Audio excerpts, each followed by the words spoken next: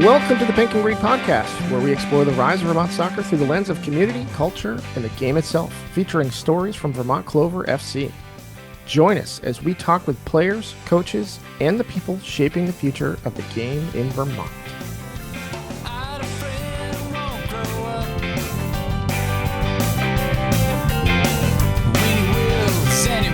Guess.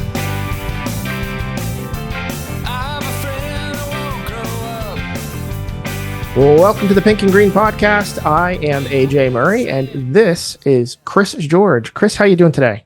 I'm doing fantastic, AJ. How are you doing today? I'm very well. I'm excited to share this project with folks that are finding it. And if you're finding it, you're probably listening to this very first episode. This is the Pink and Green Podcast. This is a podcast that comes from, and if you're finding it, you probably are kind of aware of this. Maybe you're not, but this is a podcast that's associated with the Vermont Clover Football Club, which is something that you had a hand in starting. I sure did. One of my claims to fame, such as it is that I'm one of the co-founders and I'm the general manager too. And the podcast is something that, I don't know, maybe it's the culmination of a lifelong dream. I'm being facetious. I've wanted to do a podcast for a while, and I wanted to use this for people who are interested in Clover or maybe just Vermont soccer in general, because of what we're doing with the club, where we're signing Vermont players and we're trying to showcase Vermont players at a high level. I wanted to bring this in and start to tell some of the stories around Vermont soccer and around, Vermont Clover, because I think that that's really interesting. I think stories are interesting, and I think we've got a real lot of interesting people around the club. And I thought maybe you, dear listener, might be interested in some of those stories as well. Absolutely. As somebody who's been with the club for a short time now, it's really interesting to see just how much evolution has occurred just in this short amount of time, like how much success the club has had. The people that are leading this thing, as you said, they're just really interesting people. Like Brian Bichek, the head coach, like he's just a cool guy. What I love about Brian is every time I talk to him, it sounds like an ESPN interview, and that's not a knock. I'm not mocking him in any way, shape, or form. I just love talking to him, and just the way that he answers questions. It's just very concise. He's a very fun person to talk to. Yeah, and he has a way of making you feel like you're the most important person in the entire world when you're talking to him, right? Yes, he does. Yeah, we'll get him on here. I don't know exactly when, but we'll get him on here. Some of the other people we'll have on here are other people that helped found the club. Shane Buffano will be on here at some point. We'll talk more about him when it's his time. Trey Bosworth, who helped found the club, will be on here at some point. He's the club creative director, and it was really his idea that was the seed of this entire tree that's growing. Myself, Brian was co-founder of the club. AJ, you will in fact be a guest on one of these early episodes too, because AJ's role around here is taking great pictures. He just showed up one day and said, I got an idea. And when opportunity knocks, I like to open the door and let it in. So, we're really happy to be able to take advantage of some of AJ's skills here too, including podcast production. Yeah, I was, this is not my first go at podcasting. I was a podcaster in a previous life. I'm very, very excited to be back behind the microphone again. This feels like a whole new opportunity, and I've been looking for a way to kind of get back here in kind of on my own terms, but that's a whole story in and of itself. I love when you say that. Oh, it's a whole story in and of itself, because that's where we're going to go on one of these episodes. Maybe one of these days we just need to do an episode that's like the past lives of Chris and AJ, because I think that would be fun. We do have a little connection. When I first moved to Burlington in the early single digit 2000s, I lived in the same neighborhood as AJ. Yes. And as funny as it is, like our paths never crossed at all until this year. Yeah. So 20 odd years, however many that is, that was 2002. So 24 years. 24 years, our paths have never crossed, which is a crazy thing. Not only did you live in the same neighborhood, it turns out we know a lot of the same people, like in our various like friend circles and stuff like that. Like you've worked somewhere where a very good friend of mine worked for a number of years, and it's like we were always that close. Yeah, edges of the same social circle, and maybe that's the past lives thing, I guess, right? I mean, the age thing matters. I'm a couple minutes older than you, which like that kind of matters too, from why we missed each other the first go around. Yeah. So what else are we going to talk about on the podcast, AJ? What are you excited to talk about? I'm excited to talk about all the different things that go into making a successful team, right? Like, truth be told, I'm not an athlete. I tried.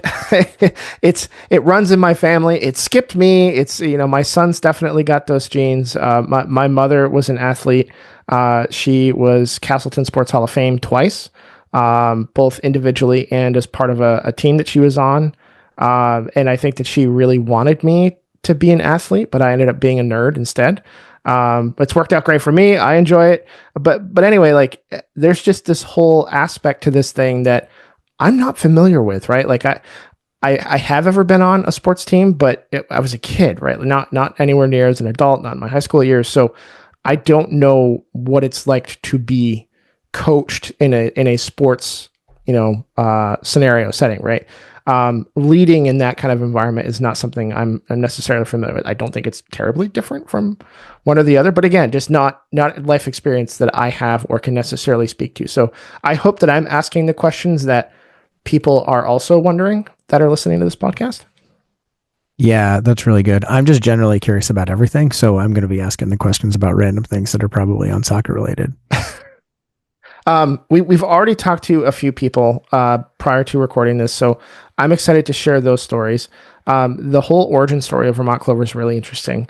And then there's also some really just fun soccer history pieces that we've kind of grazed here and there. So I want to dive down to those a little bit deeper. And then, a bunch of really cool people, both in Vermont and in the soccer scene, that I think can just tell some really interesting stories, highlight some really cool things. And there's a whole lot more to this club than just a single team.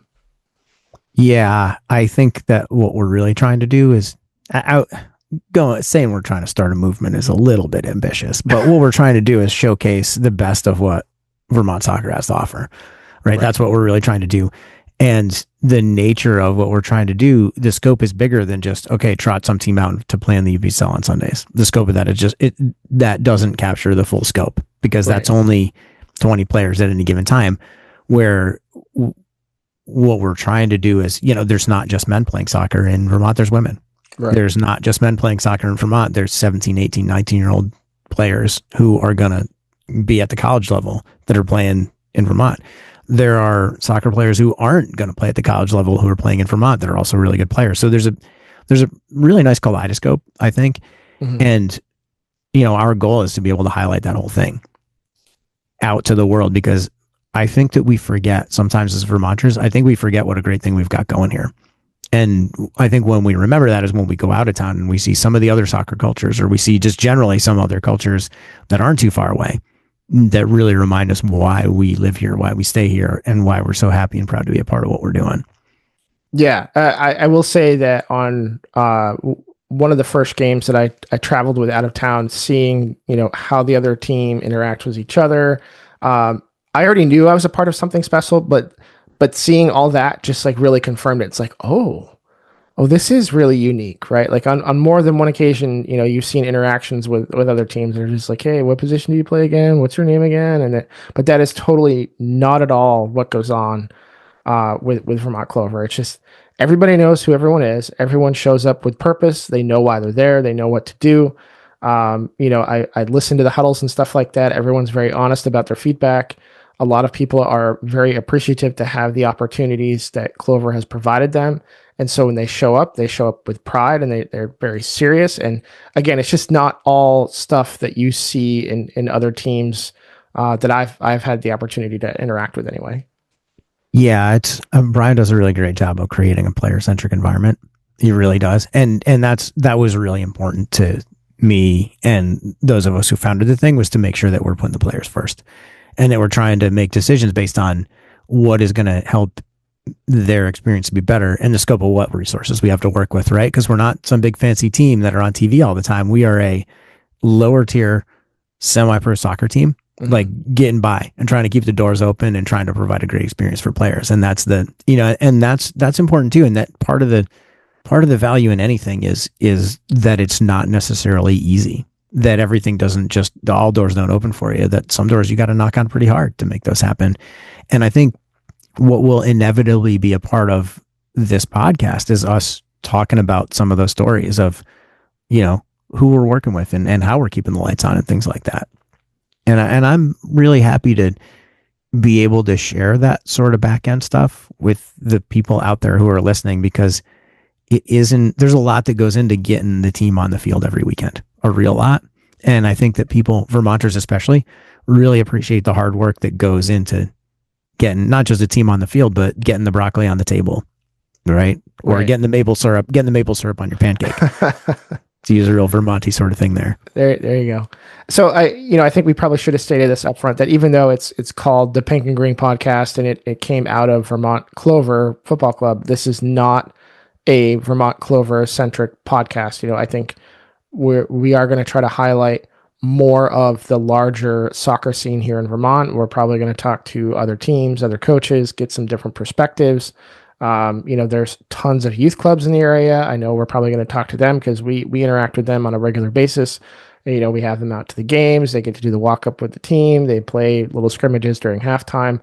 It's really one big community here. And, through my involvement with Clover, I've gotten to meet a lot of these different folks in the community. I mean, my own son plays, so I have ever done a little bit of interacting here and there, but I've been exposed to so much more of it than I have been otherwise. And it's just been really fun to be a part of. Yeah, it's been great to have you, man. And the work that we do with some of the youth teams is some of the most important stuff we do. We couldn't be here without the clubs, right? Yeah. Because they are the roots. They are the ones that help instill the love in players and keep them going. And they're the ones doing most of the development that allow us to roll out a really highly competitive team on the field. We can't do that. We're not trying to do that. We don't want to do that. We want to just get the best players together that are a product of what I think is a really good club system in Vermont. Yeah. Well, to sum it all up, I think you found the podcast. Listener, thank you so much. I think we're going to be putting this out on YouTube. We'll have links to where you can find the show in our show notes. Our social media handles will be in there as well. Links to the Vermont Clover FC website, and in particular the page about this podcast and additional details can be found there as well. And thank you for being here. Enjoy the ride. I know I'm going to. We've only recorded a handful of episodes, but we've talked about so much of the things that we want to cover. This is just going to be a really exciting show. Yeah, I can't wait.